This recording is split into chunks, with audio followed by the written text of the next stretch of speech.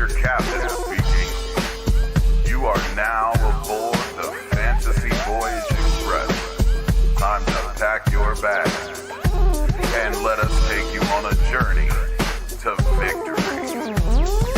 Come on, y'all, let's take a ride. You ain't gotta say a word, just slide inside. It's time to take your ass on another kind of trip, cause you ain't at the top if you don't got the shit. Grab some chips and a drink to sip and close your eyes and hit that switch. We're going to a place where everybody kick it, kick it, kick it. Yeah, Blitzalytics. Ain't no friends and there ain't no simping, cause there ain't no team about to catch me tripping. Do you gotta get a stack or a third tier back? We got you covered all season to the ship from the draft. Take you to a place where you get that win, give you more than enough to defeat your friends. And if you can't take the heat, get your ass out the kitchen.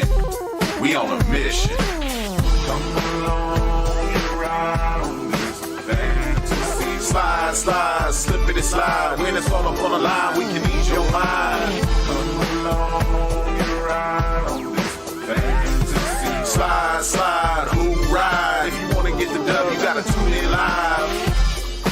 You are now watching Fantasy Voyage, presented by Blitzalytics.com. And here are your hosts, Cody Manning and Rafa.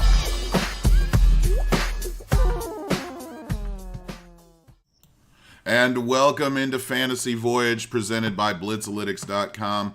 As per the usual, I am your host again today in cartoon mode. Like I said a couple weeks back, you know what kind of night it was for me if you see my real face or the cartoon face. Another long one. So, Cody, good to see you again, man. How you doing, brother?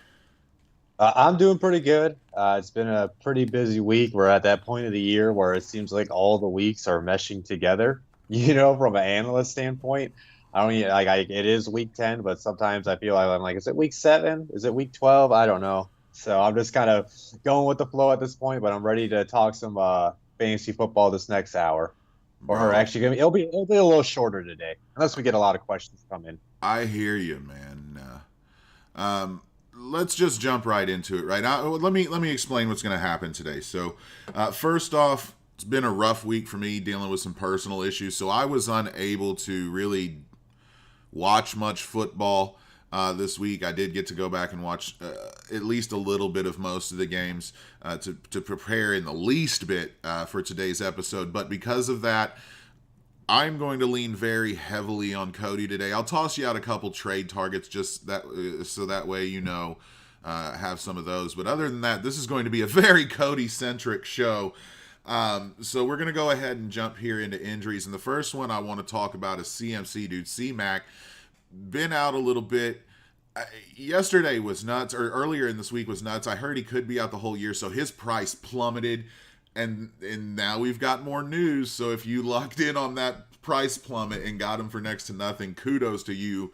But he is going to be considered week to week, out this week. But as a second opinion has come in, it looks like there's a chance for next week, right, Cody?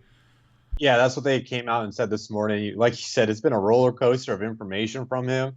Like, I remember, like, the day of the injury, people were like, oh, he should be able to play through it, like, next week. And then it was, like the next day, he's like, oh, he's considered day-to-day status and doubt. And then it was like, oh, he's going to be out week to week. We have no clue how long he's going to be out. And then we wake up today, and it's like, oh, he's out this week, but he could be back tomorrow, next week. It's like, well, why don't you just, like, figure out what he's going to be out and then get back to us? Stop playing the game with us. Right, especially with a name like that, right? It's because as soon as sometimes we'll tell you, look, we're not really hyped to throw a guy in day one back, right? You kind of want to see what it's about. A guy like CMC, they say he's game and you're on, right? He's right in your lineup. So a name like this it's tough to deal with. But kudos to you who cashed in on that news just a few days ago. Moving on, David Montgomery suffered a concussion. I was David Montgomery hype train last season. Now, not so much. But what does this mean moving forward for you with David Montgomery, man? It's been up and down with him anyway. I mean, with him, he's more of a flex play at this point, so you're not missing much outside of his volume. If you're super desperate for a running back, I guess Ryan Nall is the name to watch out of Chicago because he got some receptions. And as we kind of know in PPR leagues, receptions mean more than rushes. at this point, it seems like. So if you're super desperate for a running back, I would pick up Ryan Nall. If David Montgomery does get ruled out with this concussion, then I would maybe consider him playing in your flex. But this is more of like a 12-plus team league play for Ryan Nall. Yeah, again, let's be honest, Monty hopefully wasn't rolling out in your starting lineup outside of anything of a flex anyhow. Now, I forgot, this name just hit me now. A name to possibly do a speculative ad if this concussion is going to take him out for longer than just a week.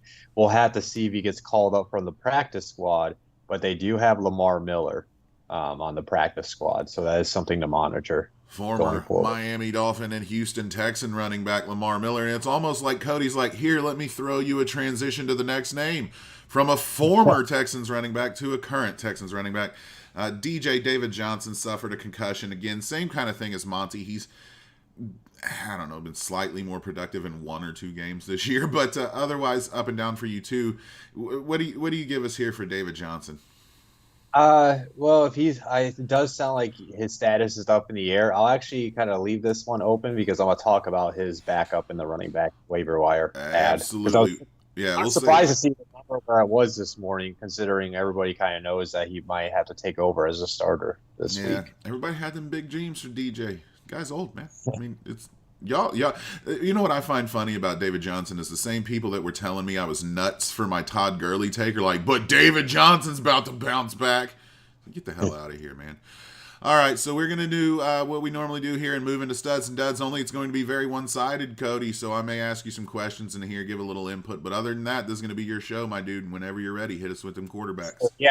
If you have anything, just interrupt me. Otherwise, I'll just kind of flow through this thing. My stud quarterback is Kyler Murray, number 1 quarterback on the week, completely balled out for everybody that owns him. He was 21 of 26. He had 283 yards, 3 touchdowns through the air. And the great thing about him this year is his rushing floor is so high. He had 11 rushes, 106 yards, and a touchdown. He also had a fumble on the day. He finished with 37.92 points.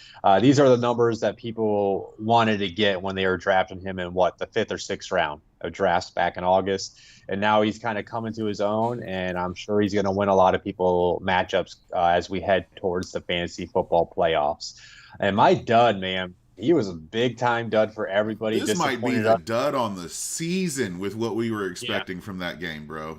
Exactly. Tom Brady, number 30 quarterback. He was 22 of 38, 209 yards, 3 interceptions, 2.36 points. And like you said, Rob, like everybody had so much high expectations for a great game. Like even if the Bucs lose, we all expected it to be a back and forth battle between the Saints and Bucs. Completely one-sided domination by the Saints. And most importantly, like the Saints defense had nothing to like lean on. Like they've been getting picked apart all throughout the year. And Tom Brady in his 2 matchups against the Saints has completely struggled. Now, obviously, Ali Marpet was out, but you definitely didn't expect him to put up a performance like that. No, and I absolutely, by the way, loved your tweet when the one about the Jets Pats turned out to be what we wanted from the Saints Bucks game. Like that was spot on, dude. As all hell. It was though, like coming down to the wire, but unfortunately, we didn't get that this past Sunday night. Then I'm gonna go ahead and dive into my stud and dud running backs. My stud, we talked about him. He just got injured, but that's the reason why I want to talk about him here is because I don't know when we'll talk about him again. Hopefully here by next week. But he just proved that as long as he's healthy, he's going to be a top 5 fantasy back week in and week out. And that's Christian McCaffrey. He did finish as the number 2 running back this past week. He had 18 rushes for 69 yards, a touchdown. Also has 10 receptions for 82 yards and a touchdown on 10 total targets, 37.1 points. All that shows is once CMC's healthy, if he's going to be in the lineup, you don't think about it even if he's coming off an injury. You just go ahead and that stat line, right? That's why he should be your number 1 pick in leagues. Because you take away the 2 tutties, dude, that's still 25 points. That's still 25 points. Completely. Now, my dud is actually 2 running backs from the same team. They both have been kind of a somewhat disappointment. I know Gordon had maybe a game or 2 in fantasy that was good. Philip Lindsay had a game or 2 in fantasy that was good. But overall, the Broncos' rushing attack has been awful, and it was bad against Atlanta. Melvin Gordon and Philip Lindsay, they combined for 14 rushes for 41 yards. Gordon had 1 reception for 9 yards on 1 target. Lindsay had 0 receptions on 3 targets. They both combined for a total of 6 points. Ugh. 2 people. Like normally you think like that's one of the headaches about having a 2-biddy. If your fantasy football team's invested in a 2-back committee, is typically you might have games where the other dude goes off and the other guy kind of gets phased out because he's not the hot hand. Neither were the hot hand. Neither had a day. I know you can maybe point to Atlanta jumping out to that big lead, but even if they jump out to a big lead, you think maybe both of them are quality guys to catch the ball out of the backfield, and they weren't even really involved in the passing attack. So yeah, 4 total targets. I don't care being down, dude. 4 total targets is asinine. So Melvin Gordon never made much sense to me in Denver. You had Lindsay there. The guy, did you know? I didn't know this. Philip Lindsay's never had a fumble in the NFL. Like that's absolutely disgusting. Like I don't get it, man. I do want to ask you before we move on. This is why I interjected here. What do you do moving forward with Gordon and Lindsay? Because, again, running back has been decimated this year. Like, outside of a couple of guys, you're really just tossing darts. And I know a lot of guys personally who toss darts here, and it's just not going to pay off, is it? I don't really think so. It's something you can trust. Like, I have Gordon on one of my money league rosters. And, like my boy JT has been struggling. He's going to be playing tonight. Gordon is technically projected for more points because they're playing the Raiders this week, who I think give up the 4th most points to the running back position. But I don't even feel comfortable playing Gordon. I'd rather take a chance on Jonathan Taylor having a good game tonight over Gordon. I think both Gordon and Lindsay are running backs right now, where obviously if you're dealing with injuries, if you're dealing with bye weeks, you got to play them.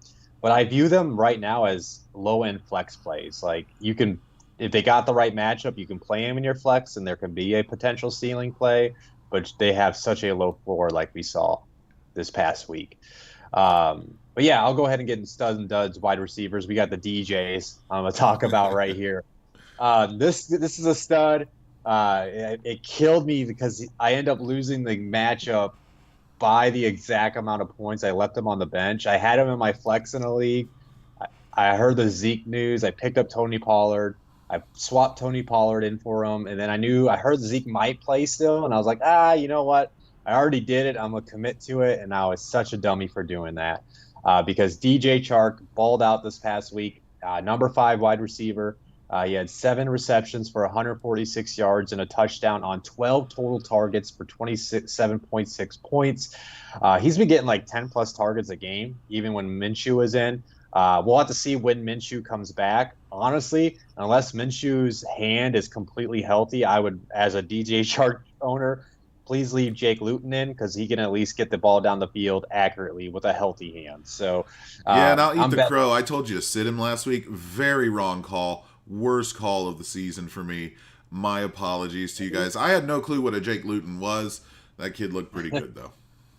Yeah, I mean, but that's the reason why I left him on the bench. I was like, I don't trust a 6th, 7th round rookie quarterback. I think he's a 6th round quarterback to get him the ball consistently throughout the game. I just had a bad feeling about it. Obviously, that bad feeling was wrong. Well, it's rough when your rookie card, because his rookie card is him from the combine. They didn't even bother with a college or a pro uniform. They just stuck a picture of him in the combine. So you're like nothing to them. And then to wrap the wide receivers up, my dud is DJ Moore. Finished as a number 83 wide receiver. 2 receptions for 18 yards on 3 targets and finished with 3.8 points. This is a disappointing day. I watched the game afterwards over the last couple of days, but it's just like when I originally saw, the Panthers and the Chiefs kind of in a shootout type of matchup, I definitely thought he was going to be more involved. And then when I saw that final stat line, I was like, wow, that's surprising. But, so DJ Moore was definitely a disappointment. He's definitely been a boom or bust type of wide receiver throughout the year. Ugly week to be a DJ. And then my stud and dud tight ends. My stud, finally, we're kind of getting him to finally connect on all those targets he gets. It's Evan Ingram. Number 3 tight end, 5 receptions for 48 yards and a touchdown on 10 total targets. As an Evan Ingram owner, I'm sure he's going to continue to frustrate me. But I think at this point of the season, with how hit and miss the tight end position is, if you got Evan Ingram, I've kind of accepted I might as well hold on to him because he's getting like 8 to 11 targets a game. And I'd rather bet on him hitting on most games and then trying to just take a chance on a random other tight end. So volume is king.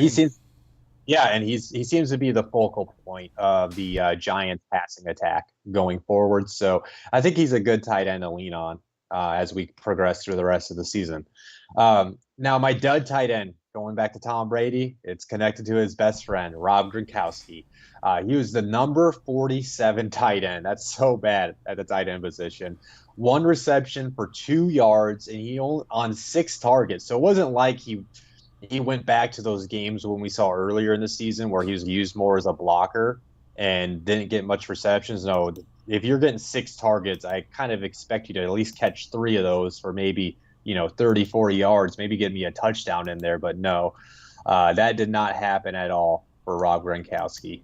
And then, no, it was pretty garbage for Mr. So I clicked on a different button over here. It brought up a different page. I was like, oh no, how am I going to bring up my waiver claims? Oh gosh. So I am.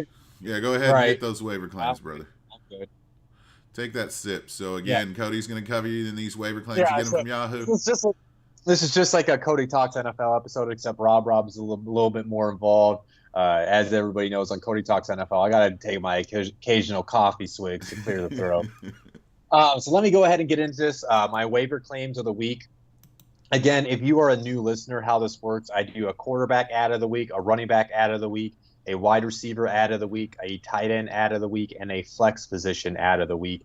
These are players that are available in over 50% of rosters on per Yahoo. And I always pull these right before we go live so I can have the most update percentage for you guys. And I'll tell you right now, the running back one, I was very surprised to see him available in that many leagues. So if you're listening today, go grab him now. But let's start with the quarterback. Tua Tagovailoa, the Miami rookie quarterback, had one heck of a performance on Sunday.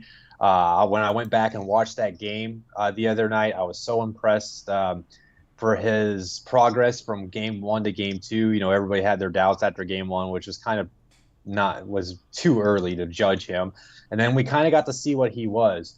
He had 248 yards and 2 touchdowns. Now, this is where I was impressed because everybody had worries about his hip and how he would be able to move around on the field. And then, at Alabama, he wasn't really asked to do much because he had so much talent around him. So you never really got to see his rushing ability. I guess that's one thing I realized when I was watching that game. I wasn't like, man, I never really wondered about his mobility. But he showed that he can scoot. He had 7 rushes for 35 yards. So that's a good thing to see as far as a rushing floor for your fantasy quarterback. And then if you look at his next 4 matchups, they're definitely favorable.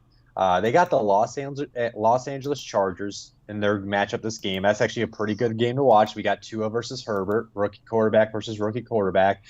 And then after this week, they got the Denver Broncos, who don't have a great pass defense. They got the New York Jets, who don't have a great pass defense. And they got the Cincinnati Bengals, who don't have a great pass defense.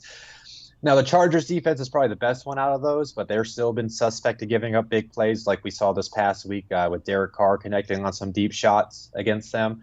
So I think if you are desperate for a quarterback, you might be able to play him this week, but you can at least add him on your bench if you're one of the people that play the matchups, and maybe he's one of your 2 quarterbacks on your roster, and you could play him over these next 3 to 4 weeks. And then my running back out of the week, I already kind of previewed it back with the David Johnson concussion. I just talked about it. I can't believe he's available in this many leagues, but it's Duke Johnson. He's available in 84% of the leagues. And if David Johnson's out, he's going to get majority of the touches. And then keep in mind, they're going against the Browns. So this is like a revenge game for Duke Johnson. So if you can get him and David Johnson's ruled out, plug him in your lineup right away. If I'm mistaken, didn't he have the most touches of his career too? Like, that was a stat Maybe line I remember seeing on Twitter, is that he ended up with the most touches of his career, and to be available in 84. Yeah, they always limit. And they don't really have any other running backs on that roster outside of him and David. So, anyways, 41 yards and a touchdown, 4 receptions for 32 yards on 4 targets. And I don't remember when David went out in that game. And I would imagine his stat line could have been better if he played the whole game this past Sunday. But yeah, I would not be surprised if what you just said, Rob, if he did get the most touches of his career. Is he always an add and play for you? Because I know a lot of times we talk here on your waiver claims about this is really speculative. You kind of just don't do it. But with him there, he's an add and play if David's out. And it does sound like David will be out. I think Romeo Crennel said yesterday his status is up in the air. So that's something to monitor going forward. Obviously, tune in to Cody Talks NFL tomorrow. I will talk about the injury report for the Texans. But I'm based on what I've heard, obviously I'm not in the building, but based on what I heard, I don't think David Johnson's going to play this week. So I already know in one of my money leagues, I picked him up. He's currently on my bench, but I am ready to slide him in, especially with the news that Mixon didn't practice yesterday. So I actually think I'm going to have to play him in Mixon's spot on my lineup in that league. I'm going to go ahead and get into the wide receiver ad of the week is Jacoby Myers from the Patriots. He's available in 88% of the leagues. He had 12 receptions for 169 yards on 14 targets. I think it's becoming clear cut that he's the wide receiver 1 right now in New England. N'Keal Harry hasn't lived up to his potential. Julian Edelman's on IR, and the other guys are just kind of filling wide receivers on their roster. Both their rookie tight ends on IR. So literally Cam has nobody else to look to. That's why he's getting 14 targets. So like Rob said earlier when we were talking about DJ Chark and Evan Ingram, volume is king. And if he's getting 10 plus targets, not only that makes him rosterable, but now he's kind of in that wide receiver 3 range that could potentially be a wide receiver 2. On any given week. I will say this too, because when you put these numbers in, there's 2 or 3 that I was like, Jesus, those are really high. If Jacoby Myers was on just about any team, he would not be available in 88% of leagues. It's because everybody's down on the Patriots. He's even available in that many leagues with a stat line like that this week. Because again, being that we recorded a day late, this is definitely after most waivers have cleared. Like, that's an insane target share. And again, I am a Patriot hater, guys, but I'm looking to add this guy on my bench. Yeah, exactly. I think I actually got him in one of my leagues. I'll have to go. I don't know if I had to put a waiver claim in him or if I just got him. Sorry, guys. Like I said earlier, all these weeks are blending together. The days are blending together at this point of the season, but I think I did get him on that league. I tried to put a waiver claim in on him. But then my tight end ad of the week, he's been up here before. Like Rob says, tight ends are a crapshoot, so who knows if it's going to be worth it. But Jimmy Graham, available in 51% of the league, 6 receptions for 55 yards and a touchdown on 6 total targets. Like I mentioned, I think I've talked to him about him maybe once or twice before in the waiver claim section. He's just a guy that Nick Foles is going to look to because he likes to throw to tight ends. And if they're losing like they were against the Titans, he's going to have to be forced to throw the ball, and he'll be looking Jimmy Graham's way. So if the matchup's right, Jimmy Graham's a quality streaming tight end. If they go back to Trubisky, do you inflate the numbers? Hurt. Oh, is he? Well, for how long? How long is he hurt? I think he's going to be out for at least a couple weeks. Okay. He's got. Well, I just saw the numbers again. I was looking. This is why I got to watch football and not. This is why I'm not doing half the show, because I was number hunting, and the numbers for him were so much better. I don't get why they went to full. Whatever, but Bears are trash. We've told you that 100 times across all of our shows. This is fake. More like a desperate tight end play because everybody's desperate for tight ends. Oh yeah, dude. That's how many times I told you this is a trash position, dude? I'd rather get banned tight ends than kickers. Yeah. So yeah, exactly. And then to wrap this up, my flex ad of the week. And obviously, this is kind of like you said about the Patriots. Nobody really wants to own Jets players, and I completely understand. This is more like if you need wide receiver help, I'm not rushing to even put him in your lineup. I think this is more of a bench play. Let's see if the guy can stay healthy. But it's Rashard Perryman. He's available in 93% of the leagues. This past week, he had 5 receptions for 101 yards, 2 touchdowns on 7 targets. Again, I view him more as a bench ad. Let's just see if this can sustain. Let's just see if he can stay healthy. And then if he has a good game they're on a bye week this week, but if they have a good game when he returns from their bye week next week, I would consider maybe playing him as a wide receiver 3 flex play going forward. So again, my quarterback ad of the week, Tua Tagovailoa. My running back ad of the week, Duke Johnson. My wide receiver ad of the week, Jacoby Myers. My tight end ad of the week is Jimmy Graham, and my flex ad of the week is Rashard Perryman. And again, the Jets are on a bye. I honestly kind of forgot that when I put his name on there. Normally, I try to do people that have matchups in the upcoming week. So maybe you can wait a week before you add Rashard Perryman. But if you are desperate for wide receivers, maybe add him on your bench and just for going forward if you have the spot, or if you're upset with somebody that's currently on your bench. You hit him with the heat in the other 4 anyway. You gave him 2 or 3 names that could start this week, which is hard to find late season waivers anyway. So again, the Duke Johnson one is baffling to me, and Jacoby Myers. I don't get how both of those guys today are that high availability. So I'm going to run you a couple of quick trade names. I'm not going to back this up with any stats either. I'm going to give you different tiers. We're going to give you one you probably won't get, one you odds on won't get, one you might get, and then one you definitely could get. How about that, Cody? So the one you probably won't get, but I think you should try too, is Lamar Jackson, who is absolutely having a down year fantasy all around here. It's not lived up to the expectations of the fantasy owner. It hasn't been crippling, but he definitely hasn't been worth the price tag that a lot of people paid for him. You'd have to offer up something super juicy, something super sexy, but that guy may be looking for something because Lamar has not been the difference that he was last year at the position. So maybe they're looking to make up some points, wide receiver, running back. If you have the elite tight end that's left in a Kelsey, maybe you can package that and go get you Lamar for a little playoff run here. One you might get, but odds are is slim to none, is Aaron Jones. I checked the stats here. Hadn't been good. It wasn't good this week. So it's been tough for him the last 4 seasons. This guy's got a nose for the end zone, though. It's going to pick back up. I don't know, if not the second, he's the 3rd most important player on this Green Bay Packers team. I think after a couple of down weeks, though, maybe if you gave in on a name guy, you could go pull an Aaron Jones, but it would have to be somebody famous, and the Aaron Jones owner's going to have to be a noob. But give it a go if you got that shot. A guy I think you probably could get in a reasonable trade offer is Robbie Anderson.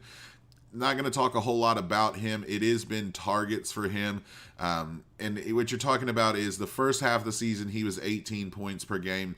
Last 4 weeks, he's dropped off to just over 12. So that 6-point loss could have upset his owners who thought they had a brand new, shiny number wide receiver 1. Maybe you can go peel it off as a wide receiver 2. Go drop a running back if you're loaded there to him or something like that. Try that out. Now, a guy I definitely think you could get, because the owner of this guy is just trying to parse him out probably before he gets hurt again. But Jordan Reid at a position that is absolute hot garbage, tight end. Again, like Cody mentioned, it's all crapshoots. So this is literally a crapshoot. Jordan Reid is talented. He's one of the most talented tight ends I've ever seen. He just never stays on the field for much. Going into grabbing him that you're probably only going to play him a few weeks, but he does have the ability in those few weeks to really pace the field, kind of like a Kelsey, where he could be 10 points higher than the next guy. So I think taking a stab on Jordan Reid makes sense if you are looking to, especially if you're looking to make that push to make the playoffs. Now, what I will say, and I'll ask Cody's opinion here, though, if you're that guy who's already in the playoffs and you're looking like a favorite, Jordan Reed's not somebody I'm probably adding there. But again, if you're trying to make a playoff push, Jordan Reed's one of those guys, right? In the few weeks he can play. Yeah, obviously last week was a little bit disappointing, but I think he would be a good play going forward, just because I think I've said this before, like outside of like a very talented guy like Christian McCaffrey, I don't think it's a really great idea to play anybody that in their first game coming off an injury, unless it's like after a bye week, of course, where they had time to rest. So I think he should improve as far as his stats going forward. I say that because I feel so bad because one of my friends were like, should I start Jordan Reed? Or I don't think it mattered. I think he asked about Logan Thomas or Jordan Reed. I was like, I'd rather roll the dice on Jordan Reed. Obviously that didn't work out. I think he only had one reception, but I think he'll be more involved going forward, like you said. Yeah, and it's just sniping the talent because it's just so empty that I feel I have to find a guy who just I've at least seen drop a 20-point game. And I've seen Jordan Reed do it. He did that in a 49. Right. When George Kittle. Right. Exactly. So let's go ahead then and move on in from the trade targets into the start and sits for you, Cody. And I love this first one. Yeah, of course you do. The start, it's low-hanging fruit at this point with the Seattle's pass defense, but it's Jared Goff against the Seahawks. Seahawks are the absolutely worst defense against quarterbacks in fantasy football right now. They're allowing 26.7 points per game. The Rams are coming off a bye week. You can't do anything during a bye week because of the pandemic, so I'm sure all Sean McVay did was drink wine with his hot wife and roll up some passing attack plays against the Seattle defense. Let me ask you this, because I have the benefit of seeing that you're not going to talk about them later on. Which of the Rams receivers here do you trust to get that a bulk of that volume? Is it Bobby Trees or is it like a Cooper Kupp this week? I lean towards Bobby Trees in this one because I saw like Cooper Kupp is dealing with some type of injury, which is weird because like I don't know if they're lying or whatever, but like or if like Sean McVay. Oh no, Sean McVay will straight up damn lie about an injury. Bro. I think he might have lied. Well, because it was like I forget it. They're like I think he called it like one of his. He either called it like basically he said it was like an oblique injury and it's actually like a calf injury or something. Like it's something different. Like what he said the injury was in the press conference was different than what they listed on. Yeah, he said he had a broken ankle. It was a runny nose. Like that's yeah. That scares me if I'm a Cooper Kupp owner. So obviously you need to watch that. So I would just say Bobby Trees just because he's a healthier wide receiver going in. But I honestly wouldn't be surprised if both of them have great games. And then my sit of the week is the rookie sensation Joe Burrow against the Steelers. Steelers are the 5th best defense against quarterbacks. I must have not been paying attention when I typed up. If you're looking at the script, Rob. Yep, them running backs, buddy.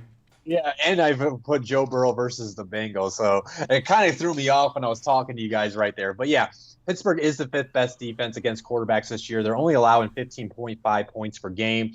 I don't know if you saw the the Bengals social media account posted that thing of TJ Houshmandzadeh wiping the terrible towel on his feet. And I think there's going to be a little locker room motivation there for Pittsburgh. So. Oh, yeah. Pittsburgh Twitter was absolutely at arms like, you done messed up. Yeah, but I will say this. If Burrow comes out and has a good game here, I think that's just about early nail in the coffin for Rookie of the Year. Like, if he can do something against this Pittsburgh defense, that is a feather in the cap for that Rookie of the Year. Let's test for him to see if he can become a quality plug-and-play quarterback. Because right now, I think you can play him on most weeks as a fantasy quarterback. But then when it's matchups like this, I'm kind of weary about it. But if he comes out and puts out a good performance, even if they lose, I think that's a great sign for him as a fantasy quarterback going forward. My start of the week, I end up adding another. I listed it as Antonio Gibson, but I just want to let people know. He did miss practice yesterday because of a shoulder, but that is a Wednesday practice. So we'll see if he practices today or tomorrow going forward. So I listed both too because J.D. McKissic did see plenty of targets in the pass game from the passing attack. But Antonio Gibson and J.D. McKissic, I think, are both good plays, even if both do play on Sunday against the Lions, because Detroit is the absolutely worst defense against the running back position. They're allowing 30.4 points per game. So you could easily see both of those guys get like 15 points each on Sunday. And then my sit of the week is any 49ers running back against the Saints. Raheem Mostert won't be returning this week. So you're looking at options between JaMychal Hasty, Jerick McKinnon, and then Tevin Coleman could potentially return. I don't think it's worth playing any of those guys.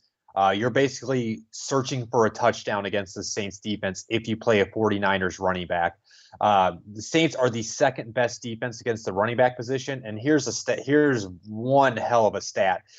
New Orleans have not allowed a single 100-yard rusher by a player in 51 straight games. So if you're playing a running back, not even just this week, if you play a running back against the Saints defense going forward, you're basically hoping that they get a touchdown, or they're heavily involved in the passing attack and they're getting a bunch of receptions, because they're probably not going to go over 100 yards on the ground. That's insane. That is 3+ seasons. Yeah, it's ridiculous. Like, what is that noise I'm hearing right now? I don't know if you saw my face. Yeah, I thought somebody had come to slap Cody. I thought the aliens finally invaded. No, man. The Saints heard you talking. They were just making sure it's good things. It's good things, Saints. Chill out, Sean. Yeah, for people that have been listening to me every week, my apartment's been doing some renovations, so I wonder if that's what the case is. Whatever that noise. Hilarious. That was absolutely hilarious. Yeah, because it sounds like they're right outside my window. So I'm going to speak very loud. I'm not sure if it's coming through loud on it, Rob. There's a light hum, but we can deal with it. Okay, all right. And my start of the week from the wide receiver position is Brandon Cooks against the Browns. He's really came along this past month. The Browns are the 5th worst defense against the wide receiver position. They're allowing 29.6 points per game. So him, Will Fuller, I think both those guys you can line up this week and expect a good performance from both of them. And then my sit of the week is Marvin Jones Jr. against the football team. This is a 1-2 where I think Kenny Golladay is expected to miss this game with his hip injury. But even if he does return, I think this might be a game you might want to give him a week before you play him, because Washington is the best defense against wide receivers this year. They're only allowing 15.6 points per game. I mean, it's legit. Like, I keep on thinking it's a fluke that they're good against the wide receiver position. I played Darius Slayton last week thinking it was a fluke, and I was completely wrong, and he only had like one catch. So this football team has got a very solid defense because of their defensive front can get after the quarterback, which if can they could find any offense, this team is going to be good. Yeah, any type of consistency on offense. They need a quarterback, another wide receiver, and a better offensive line. But maybe next year, football team fans. And then let's go my start and sits tight ends. My start of the week is Eric Ebron against the Bengals. He's always been a boom or bust tight end, and I think this is setting up for a boom week for Eric Ebron. Cincinnati is the 2nd worst defense against the tight end position this year. They're allowing 11.8 points per game. So if you got Eric Ebron, you kind of been playing the matchups with him. I would play Eric Ebron this week. And my sit of the week is a guy that's been he started off so strong, but he's been a pretty major disappointment most weeks. That's Mark Andrews against the Patriots. New England is the 2nd best defense against tight ends this year. They're only allowing 4.4 points per game. So combine his inconsistencies as a fantasy tight end with New England's defense against tight ends this year. I don't know. I don't really trust that matchup. So if you got another option, I would consider sitting Mark Andrews this week. I'm going to give you a chance to, before we move on to your next segment, give you a chance to get that sip in. But I just want to point out, because a lot of fantasy players don't do what we do here on the show. And me and Cody will look at rankings and all of this in individual rankings of defenses versus teams and positions, and the tight end position is such crap that the 2nd worst team gives up 11.8 points per game, and the 2nd best team gives up 4.4. That is a difference of 7 points. That is a reception and a touchdown. So this is what we mean by you're hunting touchdowns. Find the trend, who likes their guy in the red zone, and just go with it that week. Because barring Travis Kelce right now that George Kittle is out and Jonnu Smith has forgotten how to play football recently, at this point, Cody, I feel like you're literally hunting touchdowns outside of those two guys. Yeah, touchdowns or targets. Yeah, because it's just like, that's insane. 7-point difference. Yeah, and that's why I said about Evan Ingram earlier. Like the only reason why I want to hold on to him because I know he's getting like 8+ targets a game. Yeah, 10 and targets at that position is a insane. touchdown. Yep. That's what I'm. Yeah, that like if they're getting 7 to 10 targets a game, probably what you would bet that 2 or 3, maybe 2 to 4 of those are in the red zone. Right, and that's why when you're between a couple guys, go look at target share and then look at stats like touchdowns per target. And find that guy who's a little bit higher, who you think has more targets that week. Literally, that's what you have to do from this position. It is gross. I thought it was gross last year. I thought it was gross the year before. This is the worst I've seen the tight end position. So, sorry to go on my little soapbox there, but you know how I feel about it. So, hit them streamable defenses. That's the only reason they're here. Yeah, and this episode's a little short anyway, so we can get a little bit more fill-in time. And if I know we got a little bit some listeners today on YouTube, and if anybody has any fantasy questions, get them in. Otherwise, we'll go ahead and get this wrapped up after I get through this section. So again, as Rob always says, this is what you guys come for: the top 5 streamable defenses. And I'll say this week was very hard for me to like pick these defenses. I had to go into like some extreme narratives, I think, on some of them. But I'm going with my number 1 though, is I do got the Eagles going against the Giants this week. The Giants, as we all know, their offense has struggled this year to be consistent. I'm not calling him that name until he improves his play. Daniel Jones has been a letdown. Over this course of the first half of the year. He's prone to fumbling the ball. He's prone to throwing interceptions. So you're betting on that. Now, I will say this: the Giants' offensive line has played a lot better over these last 2 weeks when you go turn on the film. But the Eagles still got a defensive front that can get after the quarterback. So I think the Eagles are a good play this week for sack potential and potentially turnovers as well. My number 2 defense is the Saints against the 49ers. I think the Saints found some confidence again on their defense in this past matchup against the Bucs. The Saints their defense has been somewhat of a letdown, but I think they're going to build off that win on Sunday night, and that defense is going to continue to improve. This is also, I know it doesn't mean much during these pandemic times, but the Saints are a home team. Now, obviously, there is always the fear that you're going against a Kyle Shanahan. On any given week, Kyle Shanahan can come up with a scheme to produce yards and produce points. But I think you can roll the dice with the Saints defense this week. I think they can find ways to get pressure on Nick Mullins. Again, that's another reason why I think it's a good play. Nick Mullins has shown before, if you can get him flustered, if you can get pressure on him where he can't deliver his first read, that's going to lead to the interceptions. So I think there's sack potential here. I think there's interception potential here. And I could just see the 49ers offense kind of just struggling throughout the day against the Saints. So I think the Saints defense is a good play this week. My number 3 defense, this one, you just got to hope that James Robinson doesn't run all over him, because that's the only thing they're really suspect to allowing is the rushing attack. But I think you could play the Green Bay Packers against the Jaguars this week. I know Jake Luton came on and was a pleasant surprise this past week, but at the end of the day, he's a rookie quarterback, and I'm always going to roll the dice on a streaming defense against a rookie quarterback.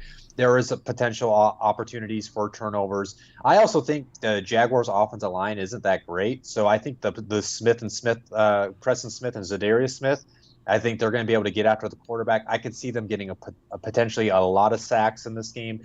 I'm betting on more sacks and maybe turnovers in this. But I don't know. I have a feeling, and this is. I just wanted to interject quickly because I love when a rookie low end quarterback comes in and has a monster game like that, and then I'll play the defense against them the next week because they get too comfortable, and they'll start thinking they're better than they are, and you'll end up with 2-3 picks that normally wouldn't have been there. I love this Packers versus Jaguars pick. Yep. And I just would, while you took up some time for me, I was just very curious. This is in Green Bay, and as of right now, according to Google, it's saying it's going to be a high of 43 with a chance of rain in Green Bay.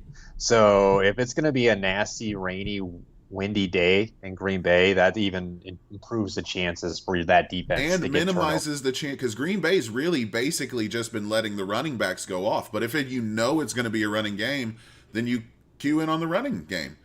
Like, well, and then also obviously, too, the Jaguars' defense is awful defending the pass. I could see Aaron Rodgers having 2 to 3 touchdowns in the first quarter, and then they have to abandon the run game, which leads to the Smith brothers. I know they're not technically brothers, but that's just how we call them here at Blitz. The Smith brothers, they're going to be able to just rein back and just run after the quarterback all day. 100% agree. This is my favorite stream that you gave this week. Yeah, I think I probably should have rated them higher. I just, with the Packers rushing defense, I put them at number 3 because I just there's that slight. Yeah, there's that slight story like, oh, the Jaguars pounding ground all day and they upset the Packers. That's 1% chance that happens, but you just never know in the NFL. Now, this one's a big roll of the dice, guys. The Detroit Lions against the Washington football team. Rob already talked about it earlier. The football team's offense is very anemic at this point. Outside Terry McLaurin, outside Antonio Gibson, they really don't have nothing to run home about. Alex Smith will be making the start. Now, here's the thing. I love the Alex Smith story, but it's not like he's been balling out since he's returned. He threw 3 interceptions in that last game. I forget the stat, but it's actually quite ridiculous. It's like a minimum of 100 passing attempts. Alex Smith has thrown 18% of his passing attempts to the check down. Like that, and that's like significantly higher than He's spooked, man. He's still not ready. Yeah, exactly. So I just don't really trust the Washington football team's offense. Obviously, I talked about Detroit's defense can't stop the run, so there is that concern. But the football team's offense is just too inconsistent. Like I said, Alex Smith is a check down machine right now. He threw 3 interceptions last week. So this is more of a desperate play from the streaming defense. Again, there's not a lot of great streaming options this week. So I'm just going for a low scoring. I'm going for a low scoring team in the football team's offense. I'm not playing the Detroit's defense because of anything on their defense at all. This is more because of what the Washington football team offense is at the current moment. And then my number 5 one is this is another gamble. But you are gambling with a very solid defense, is the Chicago Bears against the Minnesota Vikings. Now, this doesn't really make much sense because Minnesota's rolling, right? Dalvin Cook has had, over 400 rushing yards over the past couple of weeks. But not only the Bears got a good defense, they also kind of have the Vikings number when they play in Chicago. I want to say they've won it's something crazy. I saw these 3 stats.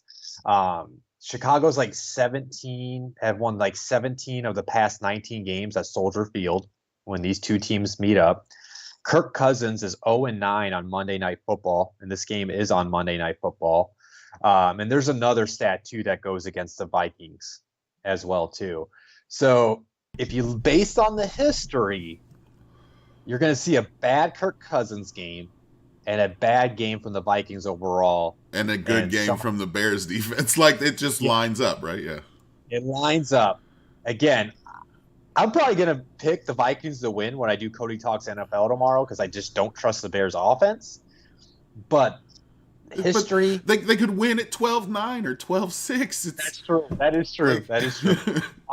Betting on that, I keep on saying, you guys go pull up the NFL Week 10 schedule. It is very hard to find streaming defense. It is, and that's why I kind of wanted to ask. And I'm gonna give the chat one more quick second while I ask this. If you guys don't have your questions, and when we're done talking about this, then we're gonna end the show. Period. Okay. But the last few weeks we've been talking about dual defenses where you could have started either defense in either game, and I'm looking at your number 1 there, and I'm saying, could we go Giants v. Eagles? Could you flip that and be obviously Eagles versus Giants? If you can get the Eagles, it's a better choice. But if you're desperate, I could see that. That's a good question. No, yes, you are right, Rob, because I try to, in my 12-man league, I try to put a claim in for the Eagles defense. I missed out, and none of the other defenses I just listed are available. but the Giants defense is. I have to check it whenever I think the waiver claims go through. It's one of the fab leagues, so I got to wait, and I think until noon. But I did put a waiver claim in for the Giants defense for that reason, because I've been preaching on it since week 3. Giants got a good defense, so I think you can rattle Carson Wentz, and when you rattle Carson Wentz, he does stupid stuff. My biggest fear, though, is they are coming off a bye week. Right. They're getting Jalen Reagor back. They're getting Alshon Jeffrey back. Dallas they could Goedert definitely back. get torched. Yeah. But if you're desperate, No. I agree. Yeah, but I'm just saying that's why they didn't crack my top 5. They're they could give up 40 points too. I'll avidly admit that, but. You could have sold me on swapping the Giants defense for the Lions defense, because I'm not really sold on that Lions pick. Like I said, the Lions pick was more because of the Washington offense more than the Lions defense. Again, it's one of those tough weeks where you have to look deeper into those kind of things, and it all makes sense. But again, I caution you, I'm telling you that yes, the Giants are either going to be a really good defense or you're going to be sad that you started them. Again, with all those guys coming back, if Wentz has a freaking game, then hey man, I'm telling you that can happen. But if you're out here and you've got a definite lose matchup, it's worth rolling the dice for me. So I don't think anybody had any questions. I do want to give a shout out as always to Superfan Jay though, man. That's my dude. Dude is always here. Hi Jay, we love you, man. Thanks for always tuning in, bro. Your inaugural blitz. I swear to God, we got to get that guy at least a shirt or something. So. Right. We are going to go ahead and end it here. I'm going to turn the tables over to you, Cody. Let you say your goodbyes and plug what you need to plug, my man. Yeah, so as always, guys, the Blitzalytics Prospect Encyclopedia, we're going to plug this all throughout the year. This is a great gift for somebody. I know Christmas is around the corner, and you might think it's for the 2020 season. Trust me, if you have a kid that just loves football, this thing will be I just remember getting stuff like this when I was a kid, and I would just sit there and read it. Even I used to read the Colts preseason booklet after the season. So not only that, but this is great for dynasty football players because it's the top 22 prospects for all 32 teams from the last 3 draft classes that had 12 starts or less in the NFL. You can learn from all these type of names, from names that we know about, like Joe Burrow, all the way to guys from last Thursday night when Richie James balled out for the 49ers are in this book. You never know who you're going to hear about on any given week. Remember when DJ Dallas was a thing for Seattle the last 2 weeks of fantasy football? I wrote up his report in there. So this is a way you can get to know the up-and-coming NFL stars in the league. If you want this hard copy, it's only $35. Go to blitzalytics.com/shop to order it. Go to there so we can get majority of the money, but you can also order it off Amazon and Target as well. I believe Barnes and Noble. And then if you're not a physical copy reader, you kind of like to read things on your tablet, you can get just the PDF of it for only $15. And if you just want to read about your favorite NFL teams section, you can get your favorite NFL teams section for just $5. Just go to blitzalytics.com/shop to order. And then obviously, if you watched this live today, I want to thank you for tuning in live. Please hit that like button. Make sure you do subscribe to our YouTube channel so you know when any of our YouTube shows go live. And also make sure you subscribe to the Blitzalytics Podcast Network. We're on iTunes, Spotify, Stitcher, SoundCloud, you name it. You can Google search Blitzalytics Podcast Network and you will find us. That way you get the audio version of all of our shows once those are uploaded, in case you ever had to miss a live episode. I'll be back tomorrow morning for Cody Talks NFL. Hopefully I'll be in a great mood because the Colts beat the Titans tonight. But I will be online tomorrow doing Cody Talks NFL. Other than that, just want to thank again for everybody tuning in live. I'll see you guys tomorrow for those that tune in to Cody Talks NFL. Yes, sir. Cody Talks NFL, man. It always impresses me how you go that long by yourself, dude. That's a thing of beauty. And I'll tell you this, I'm going to throw this out here publicly, man. I don't know what it is. Me and you, we'll get our numbers on YouTube and on Twitch and on Periscope and all that. But Jack is the Facebook whisperer. Jack brings in all the views from Facebook. I don't know what you got going on Facebook, Jack, but you can come on back, man. We need you for this on this Facebook chat. So, no, regardless of where you're watching it with us, thank you very much for tuning in. We always appreciate the view. I wish we'd had a little more interaction today, but that's probably my fault since we didn't go live yesterday, and that's when it's supposed to be scheduled. So sorry, guys. We got some stuff in the works here. Looking forward to bringing you guys some stuff. And again, like Cody said, that prospect encyclopedia still paying dividends if you've purchased that with us. So again, I ain't got much to say. You can follow me at Rob Graphics. You can follow him at Cody Talks NFL. You can follow us at Blitzalytics. And we're going to end it there. This has been the Fantasy Voyage presented by Blitzalytics.com. Wishing you luck this week on your fantasy teams. Get that W, and we'll see you next week.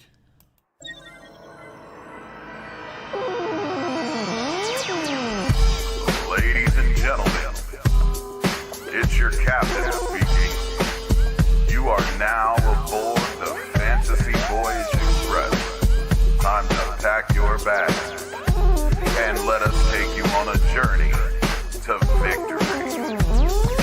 Come on, y'all, let's take a ride. You ain't gotta say a word, just slide inside. It's time to take your ass on another kind of trip, cause you ain't at the top if you don't got the shit. Grab some chips and a drink to sip and close your eyes and hit that switch. We're going to a place where everybody kick it.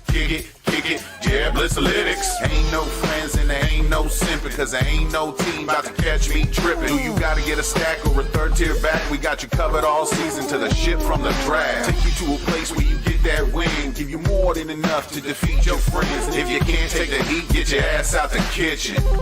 We on a mission. Come along and ride on this fantasy. Slide, slippity slide. When it's all up on the line, we can ease your mind. Come along and ride on this fantasy. Slide, who ride? If you wanna get the dub, you gotta tune in live. You are now watching Fantasy Voyage presented by Blitzalytics.com. And here are your hosts, Cody Manning and Rob.